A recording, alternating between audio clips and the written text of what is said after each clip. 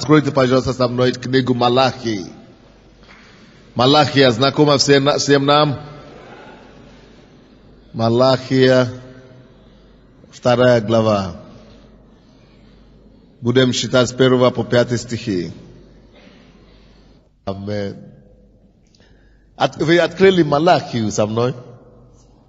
Малахия. Только не 3 глава, а другая глава. Малахия. На этот раз 2 глава. Малахия, 2 глава, с 1 по 5 стихи. Я проповедую сегодня на теме «Научись воздавать Богу славу». Научитесь воздавать Ему славу. Научитесь Ему воздавать славу. Это место Писания, когда я читал первый раз, мне страшно стало. Вообще-то, в этом месяце хвали, вы помните второй закон, который мы читали, да? Что помнишь, что там написано в 2 законе? Из-за того, что за то, что ты не служил Господу Богу твоему, веселье и радости и изобилие всего будешь служить врагу твоему. Чтобы это с нами не случилось. И вы знаете, и вдруг я столкнулся еще с одним таким стихом. Я не знал, что Бог настолько серьезно относится к хвале. Друзья мои, Бог относится серьезно к хвале.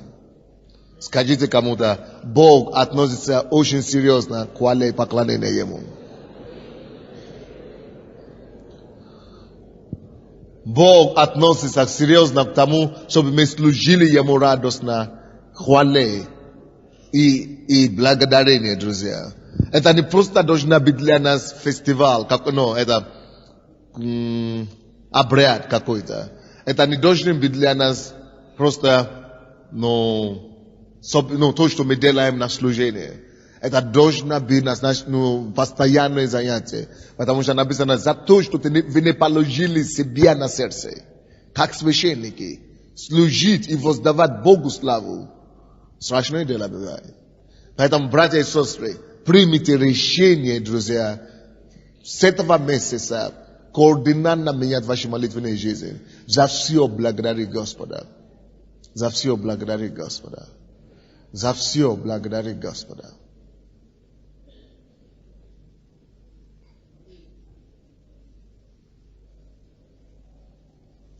Я помню один бизнесмен, начинающий бизнесмен. Ему дали товары на реализацию. Он его не был свой день. И он сколько не старался, не мог продавать эти товары. И что, вы знаете, что он сделал? Он собрал к себе домой однажды, после прославления, после того, как он послушал проповедь о прославлении. Он пошел домой, включил магнитофон и танцевал, устроил себе всю ночь молитвы. Только прославление, только прославлял Господа. Я благодарю тебя за эту ситуацию, что не продается, но что продастся, что твоя рука на нем, что она благословлена, что я благословлен. Я благодарю тебя, Господь, что нету преграды, что всякое проклятие снимается. Он танцевал, ликовал. 2 года он не мог продавать эти вещи. Он уже за квартиру не мог платить. Уже стало критически. У него уже просто, долг. Его уже просто угрожают. И он решил экспериментировать Слово Божие. Вы знаете, когда он закончил эту хвалу, на следующий день ему звонят домой и говорят, мы слышали, что у вас что-то на продаже. И один человек купил все то, что он должен бы продать за 2 года.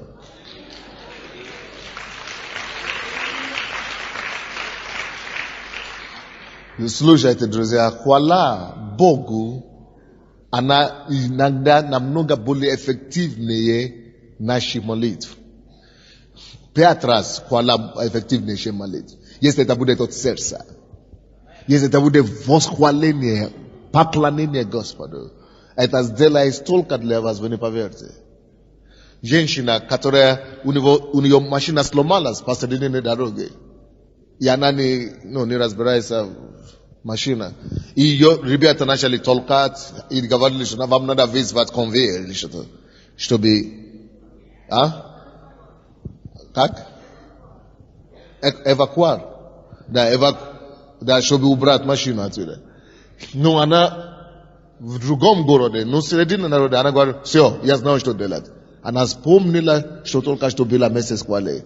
Она говорит, хорошо, спасибо за вашу помощь, спасибо. Она вошла в комнату, но окна машины все закрыла, закрыла машину и начала просто петь и проставлять сама, просто сидела в машине и начала петь и поклоняться. И ребята же смотрели, говорили, что все, вы не можете, тут ничего не, вы просто не сможете двигаться. И когда она это сделала 45 минут, у нее было побуждение в сердце, что сейчас попробуй еще раз. И она еще раз попробовала, и машина поехала без проблем. По-моему, это у пастора или у кого-то из наших служителей бензин закончился.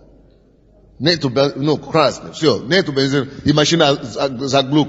Но был водитель там был. И водитель говорит, что подождите, вы здесь машина в середине дороги, а я побегу, возьму такси, и мы найдем бензин. Говорит, нет, сиди обратно. Бог должен делать чудо. По-моему, я не знаю, что они сделали. Воду налили туда или что-то. Или просто она положила руку. По-моему, просто положила руку, что Господь, Дух Святой, ты можешь и бензин производить все угодно. И Господь, мы должны поехать додому. И молились. И вы знаете, без бензина, все уже, но машина, это опасно вообще-то. Это мотор могло вообще-то сорваться. Давай поехать, Бог на небе. Мы будем славить его, пока мы не доедем до города. И они 2 километра, сколько километров, я не помню. Либо 6, по-моему, еще проехали. Без бензина, вообще никакой. И как только что доехали до дому, опять машина остановила, уже не надо. То есть, через хвалой, они хвалили и не остановились. 2 часа ехали. Хвалили и не остановились. И хвала стала бензином для этой машины.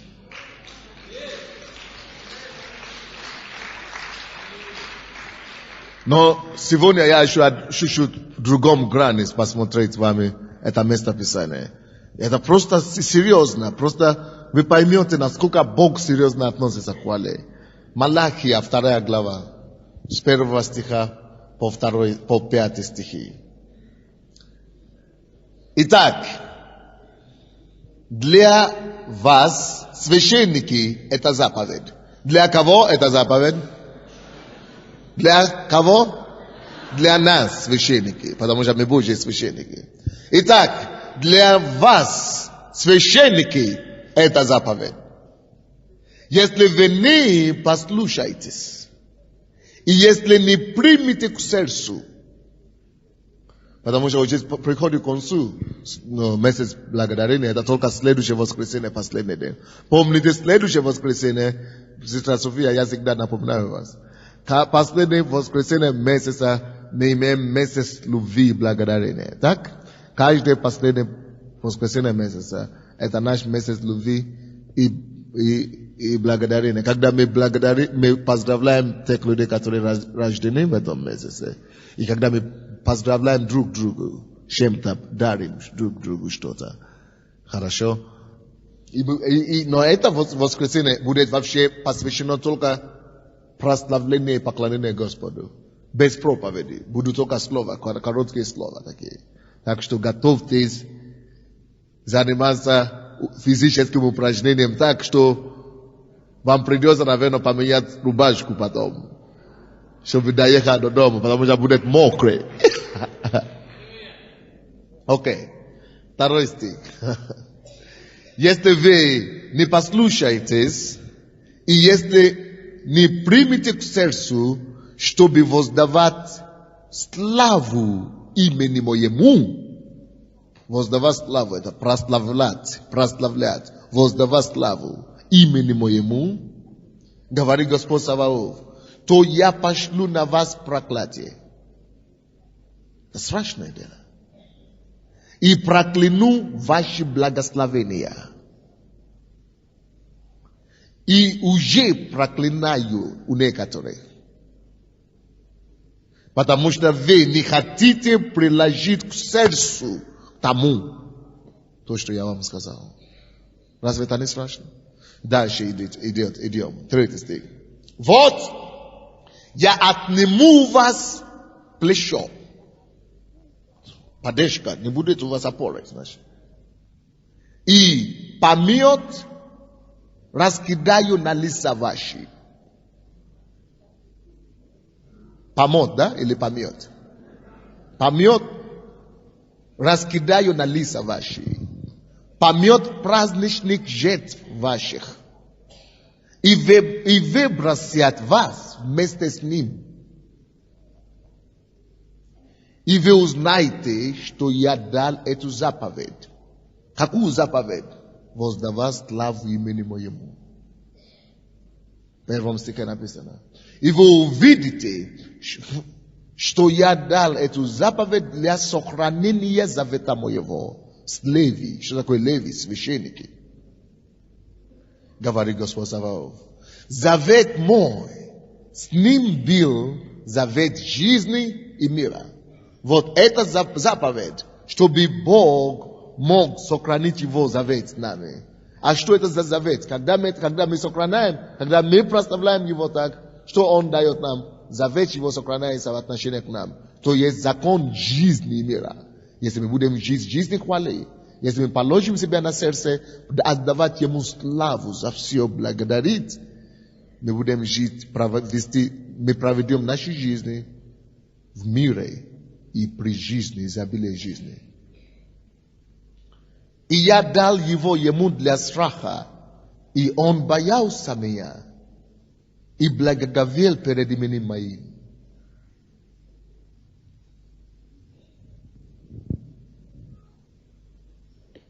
Итак, 2 стихи еще раз. Итак, для вас, священники, это заповедь.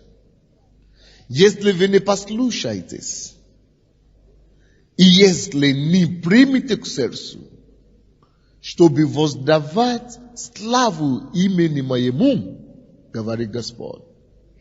Что нужно нам принять к сердцу, друзья?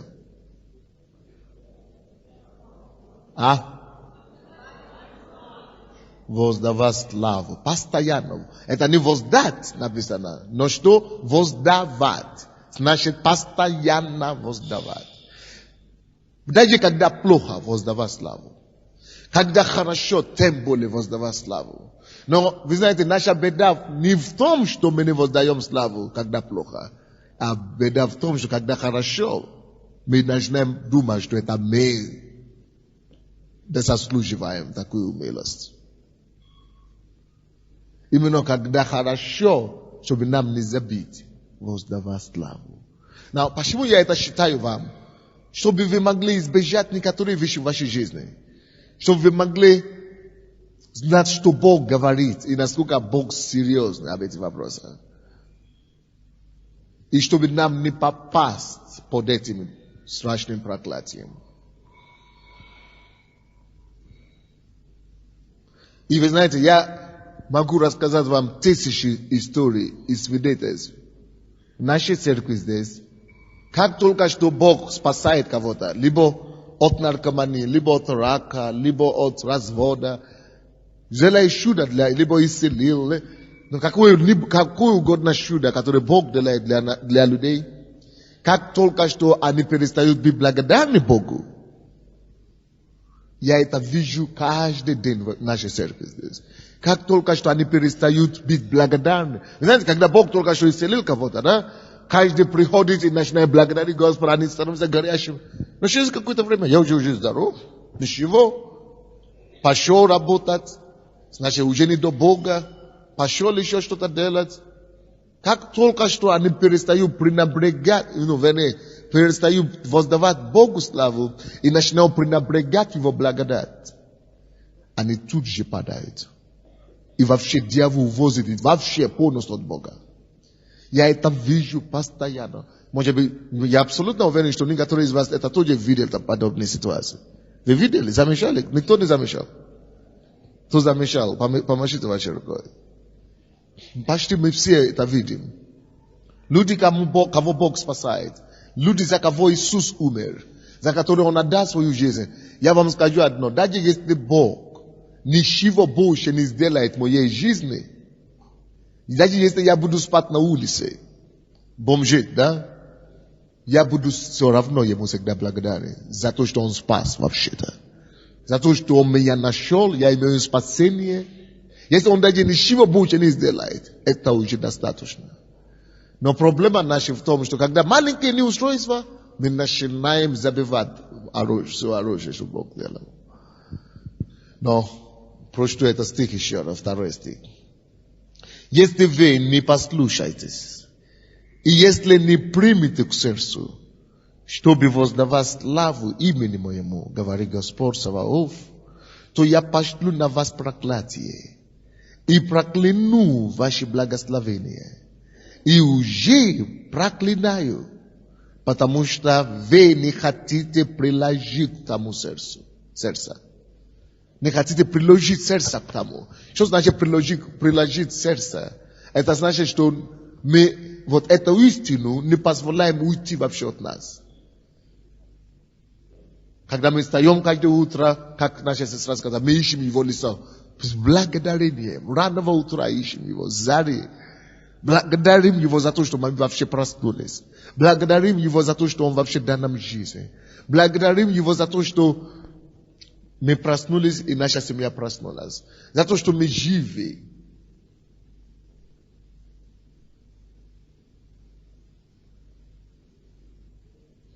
Я вспоминаю одну ситуацию сейчас.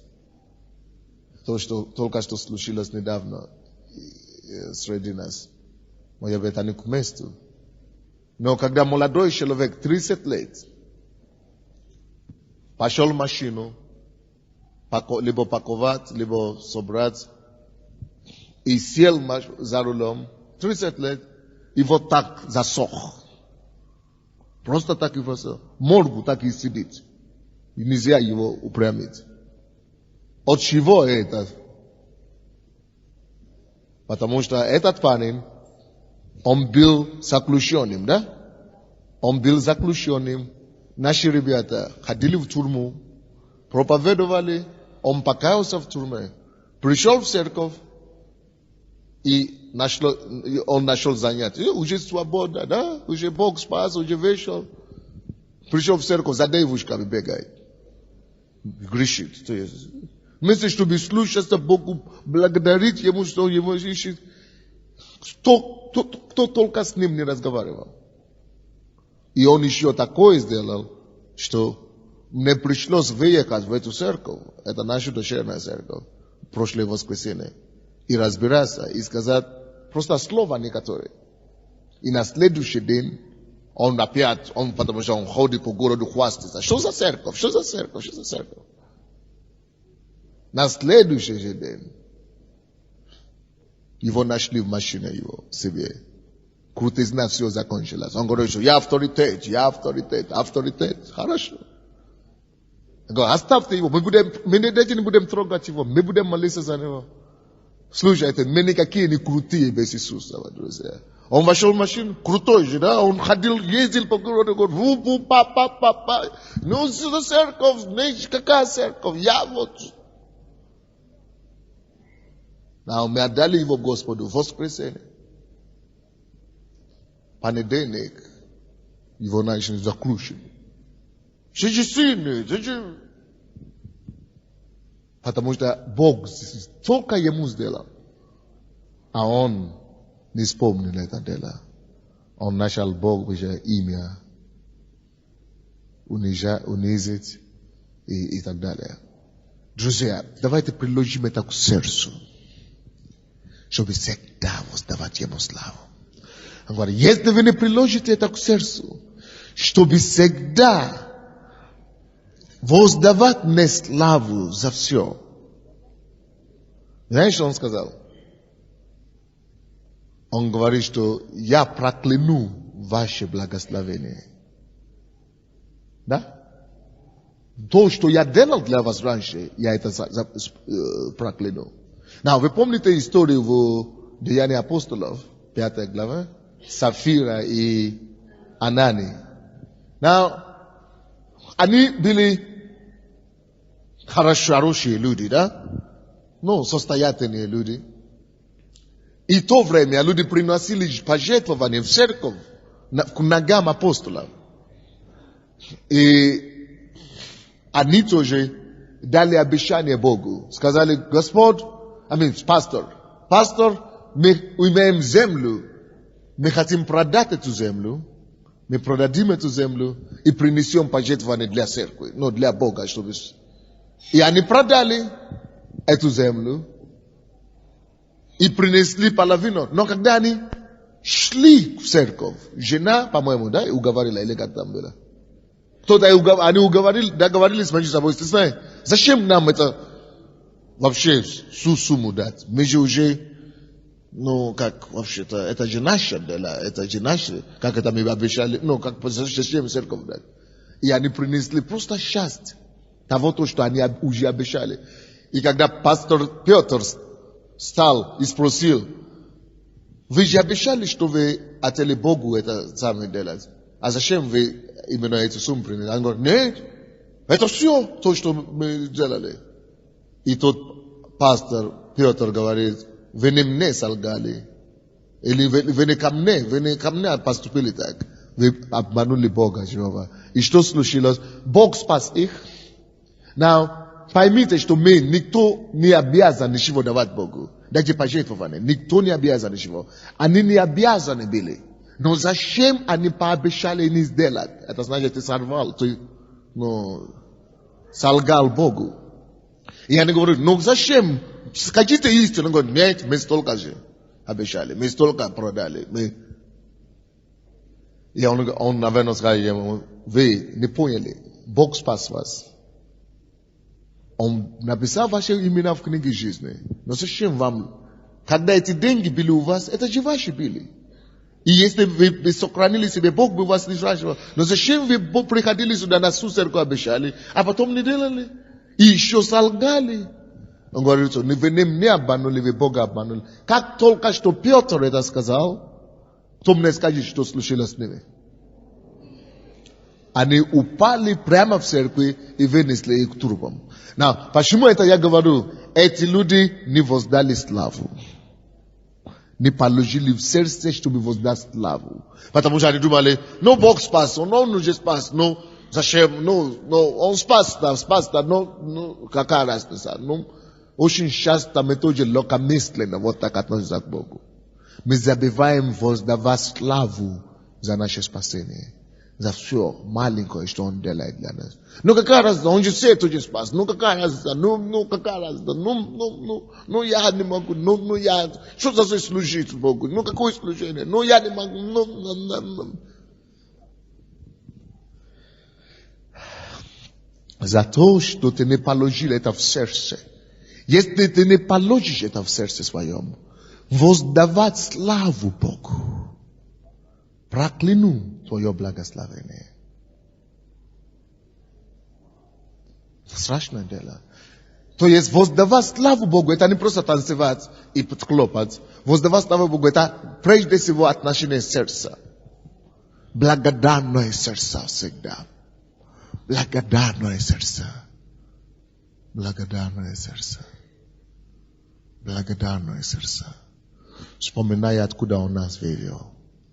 И всегда всеми нашими поступками, прославление, пожертвование, служение Ему, всегда это делать как для Господа.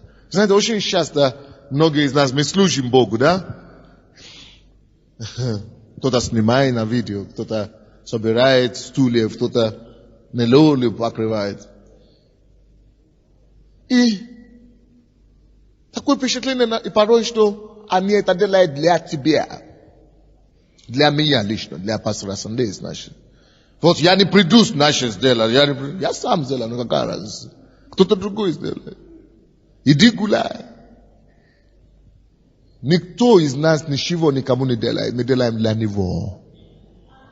Все наши служения, друзья, это должно быть как знак благодарности тому, кто спас нас. Вы понимаете меня? Каждый из нас должен знать, что это честь для меня. Это привилегия для меня служить вообще. Собирать стульев. Это привилегия для меня нелолию покрывать. Это привилегия, это мой способ воздавать славу Богу за то, что Он меня нашел. За то, что я, кто бы никто, теперь могу служить и стать перед Богом. Это мой способ воздавать Ему славу. И каждый должен найти свой способ выражения Богу свою славу, свою благодарность. Потому что если вы не положите это на сердце, воздавать Богу благодарность, славу за то, что Он сделал для вас, Бог начинает допускать проклятие. Он даже говорит, не просто допущу, я сам прокляну то благословение, которое прежде дал вам. А это страшное дело. Но порой даже бывает так, что тебе приходится умолять человеку что-то делать для церкви или для Бога. Умолять. Значит, мы не поняли. Если бы мы поняли, что вообще все, что мы имеем, это от Него. То, конечно же, это было бы элементарно для нас просто жертвовать себе, свою жизнь и все для Него. Кто-нибудь слушает меня сегодня? Да. Давайте прочтем этот стих еще раз, второй стих. Если вы не послушаетесь, и если не примете это к сердцу, чтобы воздавать славу имени моему. Друзья, есть ли способ какой-то выраженный в вашей жизни, какими вы используете, чтобы воздавать славу Богу на постоянно? Молодые люди, там Майки, там Беллы, вы можете чуть-чуть внимание ваше дать проповеднику? Так. Есть ли у вас личные способы? Может быть, через служение. Вообще-то служение это один из способов. Вы знаете свое служение, вы знаете свое предназначение, вы знаете, какое место Бог вам ставит, вы знаете, чем вы занимаетесь для Бога. И это ваш способ, личный мой способ, как воздавать славу Богу за все, что Он мне сделал. У каждого должно быть своего способа выражения этой благодарности Богу. Есть у вас способ выражения благодарности Богу на стабильном основании, на постоянном основании. То, что ты знаешь, что ты всегда делаешь, это я делаю для Него. Это не себе я делаю, не кому-то делаю. Вот это я делаю для Него. И я никто мне не должен вообще-то за это дело. Но если вы еще думаете, что вам должны, значит, вы не поняли еще. Мы обязаны отдавать Ему славу за все, что Он сделал для нас. Мы обязаны отдавать Ему славу. Постоянно.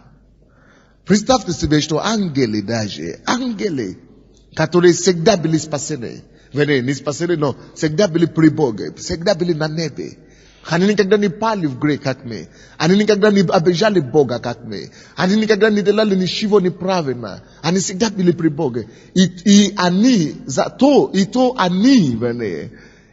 они, ангелы, не перестают никогда воздавать Богу славу. Не перестают. Мы больше Богу должны, в принципе. Мы больше, как это сказать, обязаны Богу за все то, что Он делает для нас, как люди, чем ангелов. Потому что ангелы, у них всегда был порядок. Но посмотрите, что ангелы делают. Как это? Откровение. Откройте, пожалуйста, книгу Откровения.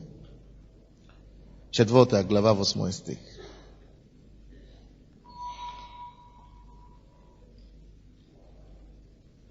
Сегодня у нас такая тишина серьезная. Откровение 4 глава, 8 стих. Слава Богу, что завтра ночная молитва. кто-то захочет отрабатывать это дело. Да.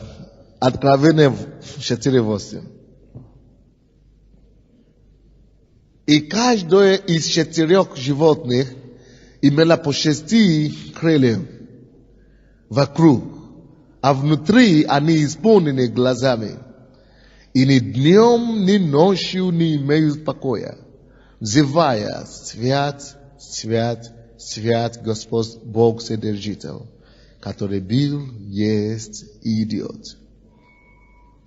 10 стих. Тогда 24 старца падают перед сидящим на престоле и поклоняются живущему во веки веков.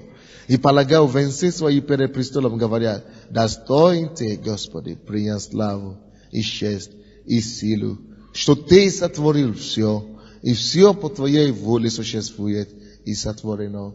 Вот, заметьте себе, в 8 стихе, что там написано, что они ни днем, ни ночью не имеют покоя, взывая: свят, свят. Ни днем, ни ночью не имеют покоя, взывая: свят, свят. То есть, они считают, они поняли смысл и важность воздаяния Богу славу. Они поняли важность прославления, и они даже не давали себе отдых. Все, чем они занимались благодарностью сердца. Они всегда воспользовали все возможности, чтобы говорить: Господь, я благодарен. Друзья мои, если вы будете жить благодарной жизнью, у вас будет поменьше проблем. Вы не будете злые, вы не будете раздражены, вы не будете в депрессии, вы не будете ходить больными, потому что вы всегда счастливы и радостны. Я слышал про одного проповедника, который... я слышал у другого проповедника. Он говорит: когда я рос в Скандинавии, на Норвегии, один проповедник всегда приезжал в нашу церковь. И когда он приезжал, он всегда проповедовал о благодарности Бога, о благодарении Богу. И всегда благодарил Бога, за все благодарил Бога. Он говорит, одну проповедь только считает. Он евангелист, он путешествует. Поэтому если он приедет в нашу церковь 5 раз в году будет проповедовать только о благодарении, о славе. И всегда приводит примеры. А потом что-то случилось, я не помню, что-то с ним. В аварию попали или что-то. Да. И его ногу отрезали ему ногу. Так? И после того, как отрезали ему эту ногу уже, он говорит: дайте мне коляску. Ему дали коляску. И он продолжал проповедовать. И вы знаете, и он, этот проповедник, который рассказывал, говорит: теперь я ждал, я говорю, вот, он сейчас приедет. А чем теперь он будет проповедовать, посмотрим. Наверное, у него тема уже изменится наконец-то. Когда у него уже авария и нога, он лишил себя одну ногу. Наверное, у него уже тема будет другая, как это.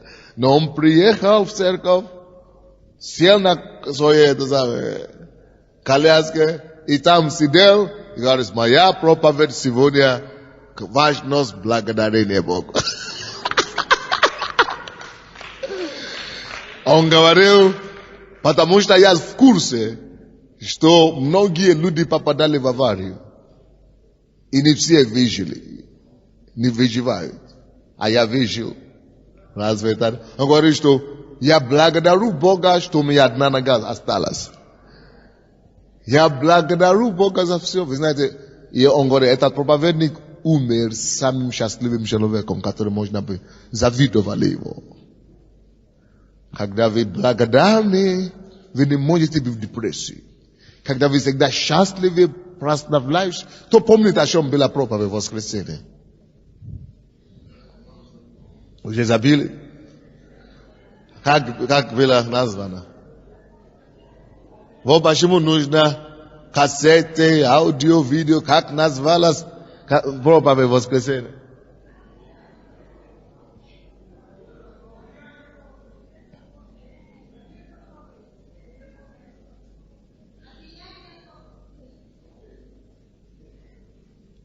Как назвалась проповедь воскресенья?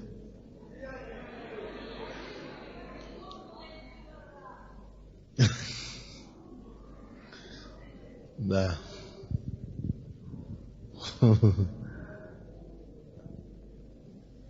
А деяние хвалы. Неужели мы так назвали? Одежды, по-моему, хвалы. А деяние. Я думаю, это одежда хвалы. Хорошо. Одежда или одеяние хвалы на самом деле. Хорошо.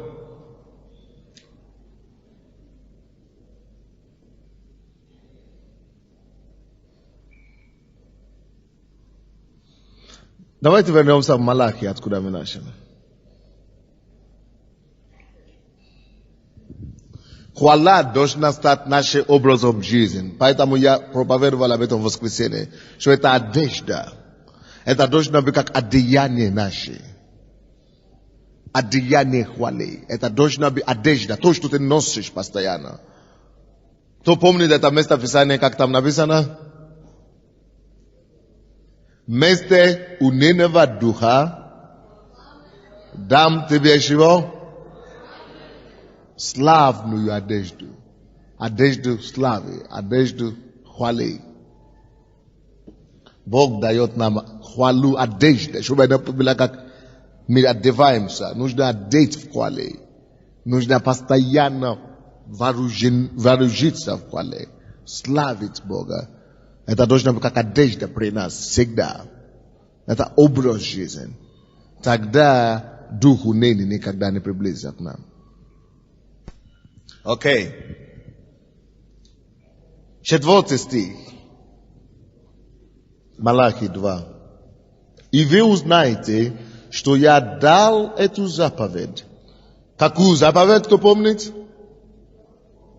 Воздавать славу имени моему. Первый стих там написано. Воздавать славу имени Господу. Он говорит, тогда вы узнаете, что я дал эту заповедь для сохранения завета моего с Леви. Говорит Господь Саваоф. Мы Леви, мы служители Божьи, мы священники Божьи. Он говорит, я дал эту заповедь. Хвале, прославление мне, чтобы я с моей стороны мог сохранить мой завет с вами. Кто знает, что у Бога есть завет с нами? Завет крови Иисуса, завет защищать нас, завет прославлять, завет дать нам финансовое благополучие, завет сохранить нашу семью, завет ограждать нас, завет все Слово Божье наполнено обетованием Божьим. Завет довести нас до неба. Завет сделать нашу жизнь подобной жизни Иисуса. Завет накроет нас славу. Вы теперь послушайте 4 стих. Я дал вам заповедь. Заповедь – это конкретные инструкции. Прославлять Бога. Воздавать Ему славу. Так? Это конкретная заповедь. Славить Господа. Зачем нам надо ходить в этой заповеди постоянно? Зачем нам надо славить Его постоянно? Чтобы Он, Бог, с Его стороны мог сохранить завет Его в отношении к нам. Слава Божья, воздаяние славу, прославление Господа, это то, что гарантирует вам, что все другие обетования Божьи на ваш адрес вы сможете получить. То есть, если вы не живете жизнь с хвалой, то есть, нету гарантии, что даже то, что Бог уже обещал в Его Слове, что это принадлежит вам, нету гарантии, что Он сохранит вот это заповедь, завет Его к нам.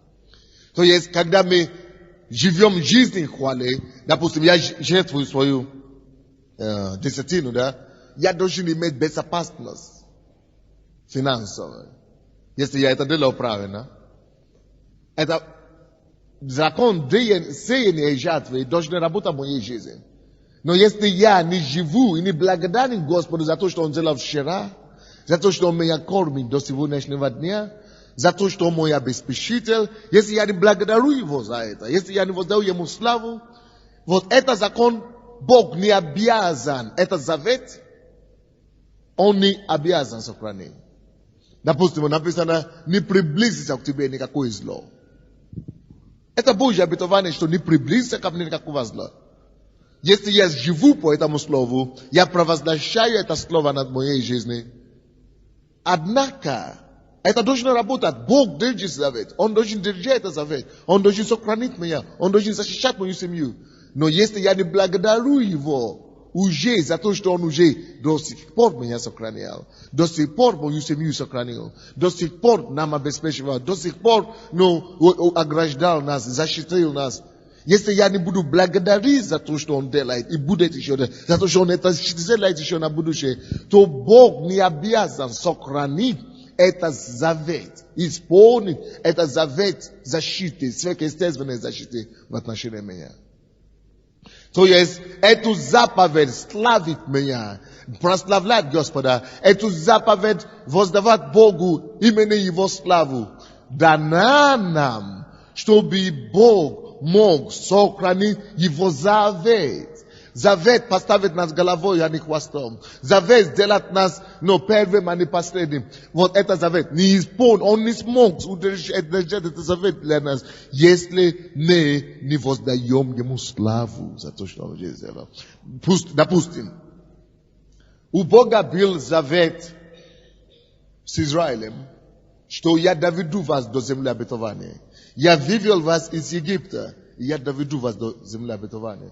Но когда они шли в пустыне, многие из детей Израилевых начали вместе, чтобы благодарить и воздавать Богу славу за то, что Он избавил их из Израиля, из Египта, и за то, что Он доведет их до земли обетования. Вместо того, чтобы они жили жизнь хвалой и благодарили Господа, они начали наоборот жаловаться в том, что Господь что-то не доделывает. Что Господь, вот там был у нас чернок, и здесь нет, вот там было у нас то, сегодня, сейчас нет. Они наоборот начали жаловаться. И вы знаете, хотя Бог имеет для них завет, Бог обещал им, что я довезу вас до земли обетования. Но потому что они не воздавали Ему славу, они не прославляли Его постоянно, Бог не обязан, Бог не мог сохранить вот этот завет, довести их до земли обетования. Поэтому именно те, которые не славили и не были благодарны Богу за то, что Он сделал, и не благодарили, что Он доведет их на самом деле, они не доехали, они не дошли до земли обетования. Они все погибли в пустыне. То есть то же самое с нами. У нас с вами, друзья, есть массу обетований, которые Господь дал нам. Завет есть. Но чтобы мы были уверены, что это завет Его исполнится в наш адрес, мы должны всегда благодарить Его. Не только, что Он сделал, не только за то, что Он уже сделал, а за то, что Он еще не сделал. Господь это сказал, я жду это, Господь, знамение. Я знаю. Вот одна сестра. Она говорит, прошлый год, когда я учил о хвале, она говорила, я выйду замуж в следующем году, вот в этом году уже. Я буду прославлять Господа за это. И она начала демонстрировать славу, сверхъестественную славу и прославление Господа. Всегда потанцует здесь. Вы знаете что? Глаза открылась у жениха. И он увидел наконец-то. И она вышла замуж. Потому что она это делала не только здесь, но у себя дома. Перед Богом. Она убедила Бога, показала свое сердце Бога. Бог говорит, не хорошо быть одному человеку. Это обетование Божье для тебя. Но это обетование не обязательно исполнится, если он говорит, я дал вам дети Леви, я вам дал эту заповедь воздавать мне хвалу, а эту заповедь славить меня, я вам дал, чтобы я мог держать мой завет с вами. Разве это не класс? Я думаю, что вы помните также Исайя, 2 глава, 2 стих. Написано, что с источником спасения, с радостью мы будем черпать с источником спасения. То есть все во спасение источник написано или колодца, или как? С источника, да? С источником, с радостью мы будем черпать с источником спасения. Вот в источнике спасения, это как река, это как колодец. Там источник. И в этом спасении, которое мы получили от Господа, друзья, есть много чего еще благословения. Но нужно черпать. Это не все еще. Нужно черпать. И только с радостью, только с благодаря радости, только с подключением радостью ты можешь черпать из того всего источника, который Господь имеет для нас. С радостью будем черпать. Кто бы хотел черпать? Источник Божий. Это все факт. Поэтому Бог нам дает знать эти слова Божьи, чтобы мы могли жить не в неведении, но в разумении. Чтобы мы могли понять и могли строить свою жизнь на основании Слова Божьего, чтобы духовные принципы работали для нас, и чтобы мы жили в Божьем обеспечении и Божьей гарантии. Аминь. Могу идти. Но давайте я закончу. 5 стих.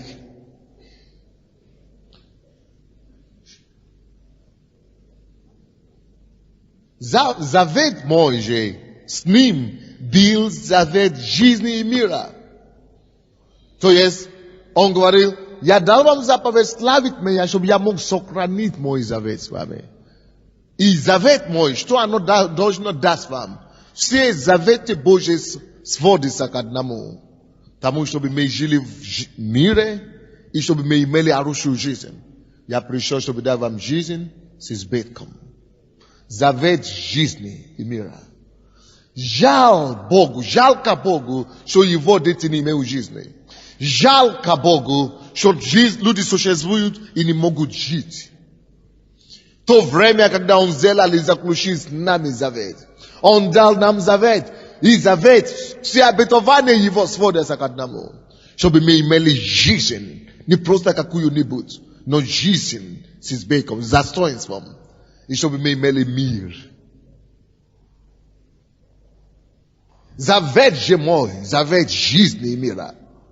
Я дал вам заповедь славить меня, чтобы я мог сохранить эту заповедь, эту завет с вами. Чтобы я мог действительно обеспечить вам этим миром и жизнью. Так что поэтому я говорю, славьте меня, чтобы не удержать меня от того, чтобы исполнить моего завета к вам. Прославляйте меня, чтобы я мог с удовольствием высвобождать на вашу жизнь того, что я вам обещал. Прославьте меня, пожалуйста, чтобы я не стал обманщиком для вас, чтобы вы всегда убеждались в том, что то, что я говорю, то и делаю. Прославляйте меня, славьте меня, живите жизнь славою, чтобы вы могли знать, что каждое мое слово будет работать, когда вы будете послушны мне. Прославляйте меня, дайте мне славу, воздавайте мне благодарение, чтобы я мог доказать вам, что мне не все равно вашей жизни, что я заинтересован дать вам жизнь, что у меня уже завет с вами, завет о жизни. Что вы можете иметь жизнь, и жизнь с избытком. Чтобы это не осталось только фразой, но чтобы это стало действительностью вашей жизни. Славьте и убедите в том, что я это исполню. Славьте меня и убедите в том, что вы можете иметь мир, а не беспокойство. Вы можете иметь покой, а не депрессия. Вы можете жить жизнь, спокойствие, мир и благополучие. Славьте меня, и я буду следить за этим, чтобы это так и было. Жизнь в доме, мир в доме, мир на работе, мир на улице, жизнь, когда ты выходишь, жизнь, когда ты приходишь, жизнь и мир с неба, который гарантированы Богом. Ради этого я вам дал эту заповедь, воздавать мне славу. Разве это не класс?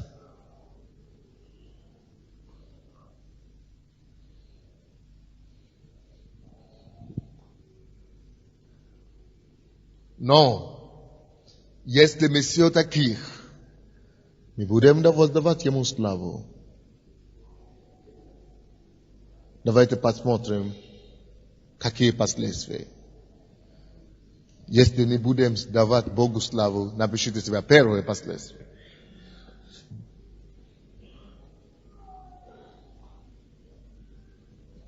Второй стих. Если вы не послушаетесь, и если не примете к сердцу, чтобы воздавать славу имени моему, говорит Господь Саваоф, то я пошлю на вас проклятие. Это одно, первое. Второе. Если мы не будем жить жизнь славу, благодарности Богу, я вам сказал, что желательно вам иметь способ служения, через который вы выражаете вашу благодарность Богу.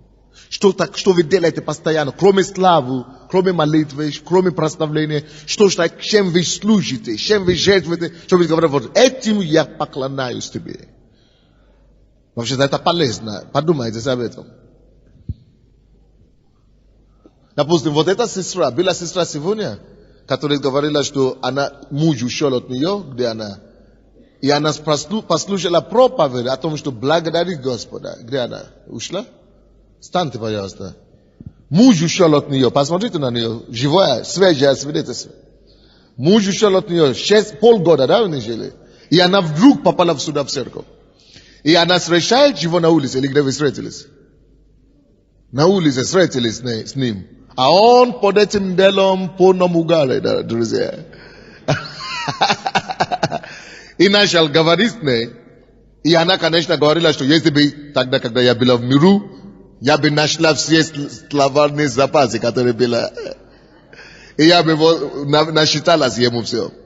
Но она говорила, я помню, что написано в Библии, но в церкви говорят, просто благодарить Господа за эту ситуацию. И она начала благодарить Господа за эту ситуацию. Что, а он же, под этим делом, люди, мужики вытворяют, что хочешь.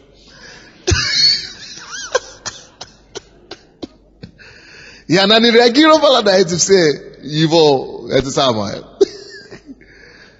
его чудеса. Она говорит, я просто благодарила Господа, А потом говорю, ну что у тебя, она говорила, когда я обнаружила, что у меня уже все это всплеск эмоций прошла, что я спокойна, я теперь начала разговаривать с ним спокойно, что, а как у тебя дела, расскажи, что ты хочешь. То есть, уже в другом тоне, вместо того, чтобы наехать и все. И она говорила, через благодарение, что она просто благодарила Господа. И вы знаете, что случилось? Муж вернулся домой, перестал пить. Может быть, даже в церковь пришел, да? Но перестал пить. Да? И стал таким мужем, который она всегда хотела его видеть. Правильно? Через благодарение и хвалу Господу. Да, спасибо за это свидетельство. И она говорила нам, видите, не потому что Бог не хотел, допустим, если бы она встретилась с ним, она говорила, ты опять... Но это она бы поступала противоположно того, что Бог говорит. Многие из вас, вы молитесь за своего ребенка или за своего мужа, да? Вы молитесь одно в церкви, но когда вы появляетесь перед ними дома, вы начинаете налетать на них, сколько, получается, что вы не поняли. Бог говорит, всегда благодарите. За все благодарите. Не его, но мне. Не мужа, который избивает вас. Не сына, который украл все у вас. Но меня. Что я способен сделать эту ситуацию, менять эту ситуацию. Что я способен изменить его. Что я способен исцелить. Что я способен дать тебе улыбку в конце дня. Ты меня прослав. Бог может сохранить свой завет. Его один из его заветов. Спасется ты и спасется весь дом твой. Это его завет. Но он говорит, я вам дал заповедь. Славьте меня за все. Благодарите меня за все. И тогда, чтобы я мог сохранить мой завет. Мой завет о том, что спасется ты и весь дом твой.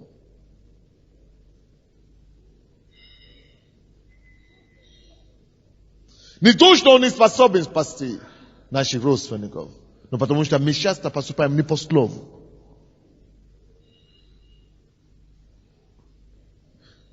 Если ты не знаешь, как молиться за какую-то нужду, вы знаете, что какая молитва, которая всегда подходит на всю ситуацию? Молитва благодарения. Кто-то говорит, я не знаю, как за это молиться. Вот, а у меня такая ситуация, значит. Я не знаю, как помолиться. Дай мне, как мне молиться за это дело. Вот одна молитва, которая всегда будет работать. Если ты это будешь делать от всего сердца, это молитва благодарения. И вы увидите, друзья, всегда это будет работать. Значит, второе последствие. Если мы не будем все-таки воздавать Богу славу, что будет? Второе. Кто не будет воздавать Богу славу, второй стих там написано, первое, он говорит, я пошлю на вас проклятие. Второе, прокляну ваши благословения. Это совсем разные вещи. Пошлю на вас проклятие, это значит вообще плохо будет. А прокляну ваше благословение, это значит, что то, что уже было хорошо, то, за что ты уже успокоился, да? Это дело решено, нет проблем вообще. Вот это вот, которое я дал тебе раньше, как благословение, прокляну благословение, это значит, это станет опять плохо. Мы же не хотим этого, правда? Поэтому мы должны воздавать ему славу. Кто-то скажет, ну это же Ветхий Завет. Тогда выброси свои Библии Ветхий Завет. Зачем тогда вы используете третью главу Малахию? Вообще-то я готов здесь дать вам массу стихов из Нового Завета, подтверждающих то, что я сейчас считаю. Но просто я смотрю, я еще закончу во время, я не хочу на это время. Третье последствие.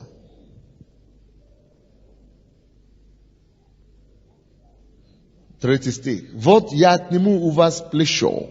Страшное дело. Но у меня в Библии, в английской Библии, вот это слово плечо, так как бы написано, что я отниму у вас опоры, поддержки детей, ваши родственные поддержки, то есть детей. Это как дети, имеется в виду, что я отниму плечо, по-еврейски это имеется в виду, что дети свои, ваши. Не дай Бог. Детские опоры он отнимет.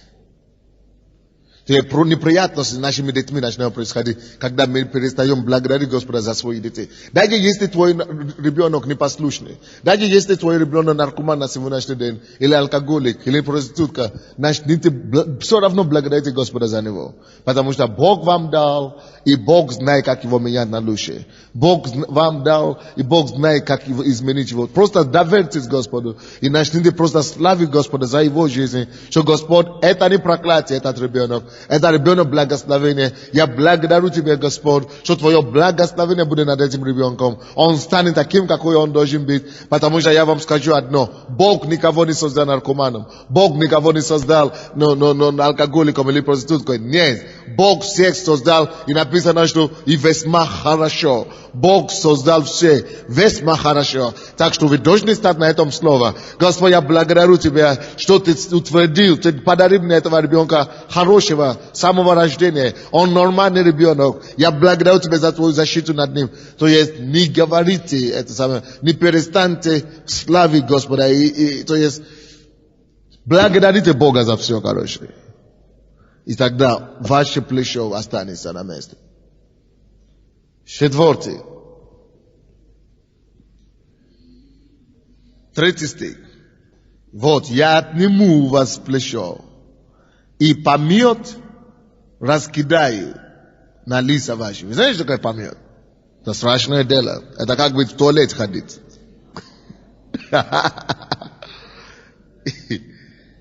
Причем чужие туалет получается. Если кто-то когда-нибудь пользовался общественным это достоянием, он бы понял, о чем речь. Или общежитийский. Там еще хуже. Да. Что это обозначает? Это прообраз, помет раскидаю на лица ваши, и помет праздничных жертв ваши, и выбросы его вместе с ним. Что это значит? Это значит стыд. Помет – это прообраз стыда. Стыд, а? Да, стыд, просто позор. стыд и позор. Просто посрамление значит.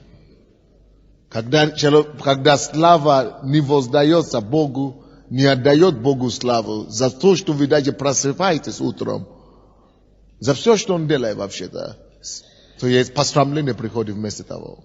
Поэтому давайте будем жизнь хвалить Богу. Будем воздавать Богу славу, чтобы посрамление нам не пришло. Аминь. Это 4, да, я сказал. 5 теперь.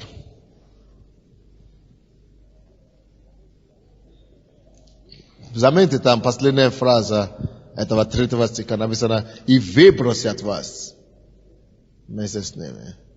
Выбросят вас. Вот почему некоторые выбрасывают с работы, выбрасывают с общественных мест, выбрасывают в семье, с дома мужа, выбрасывают их с их места, потому что мы не воздаем славу Богу за то, что Он делает. Это прообраз рабства, это образ потери. Не дай Бог нам. Но слава Богу, что мы знаем эти вещи, и мы будем избежать их во имя Иисуса. Аминь. Мы будем избежать эти вещи во имя Иисуса. Это не нам. Давайте преклоним нашу голову и скажем Богу: Господь, я хочу просто благодарить Тебя за все. Я буду Тебе давать, я буду исполнять эту заповедь. Я буду жить по этой заповеди, Господь. Я буду воздавать Тебе всю славу и честь. Во всем, за все мелочи, за все большие и маленькие вещи.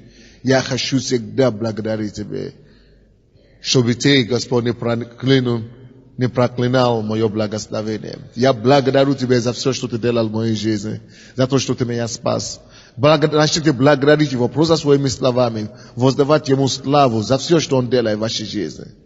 Начните просто воздавать Ему славу.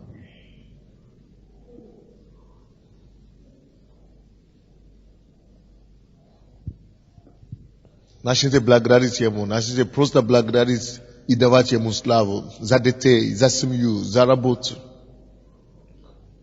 За все, что Бог делает. Просто славьте Его за все. Помните, если вы не будете из-за того, что вы не воздаете славу имени Моему, я пошлю вам благословение, проклятие. И я прокляну ваше благословение. Мы не хотим, чтобы наше благословение стало проклятием. Поэтому давайте воздадим Ему славу, поблагодарим Его за все благословения, которые мы имеем от Него. За то, что мы имеем жизнь, за то, что мы имеем жизнь вечную, спасение. За все, что Он делает буквально, будем благодарить Его. Он чудный и достоин наше благодарение, друзья. И Он говорит: если вы не прилепите это к сердцу, чтобы мы прилепили это к сердцу, чтобы никогда не забыли ни на один день, ни на одну секунду все, что Он делал для нас. Чтобы это прилепить к сердцу. Если у вас нет служения еще, которое вы исполняете в церкви, это есть способ служения Богу, это есть один из способов воздавать Богу славу за то, что Он сделал для вас. Это постоянный способ, что у меня служение, и вы этим воздаете Богу славу. Я хочу помолиться за нас в конце. Я хочу, чтобы в конце мы тоже поблагодарили Господа, славили просто радостно и просто сказали: Господь, вот эту славу я отдаю Тебе за все то, что Ты сделал в моей жизни. Давайте церковь, давайте все мы помолимся, давайте поднимем наши руки к Богу. Господь, мы благодарим Тебя за сегодня. Мы благодарим Тебя за все то, что Ты делаешь в нашей жизни. Ты чудный Бог. Ты бесподобный Отец. Мы благодарим Тебя за жизнь, которую мы имеем во Христе Иисусе. Благодарим за радость, за изобилие, за сохранность Твою, за защиту Твою, за мир в нашей стране, за благополучие в наших семьях, за работы наши, за здоровье. Спасибо за жизнь, спасибо за мир. Мы поклоняемся Тебе. Слава Тебе, Господь. Друзья, давайте будем славить Господа от всего сердца.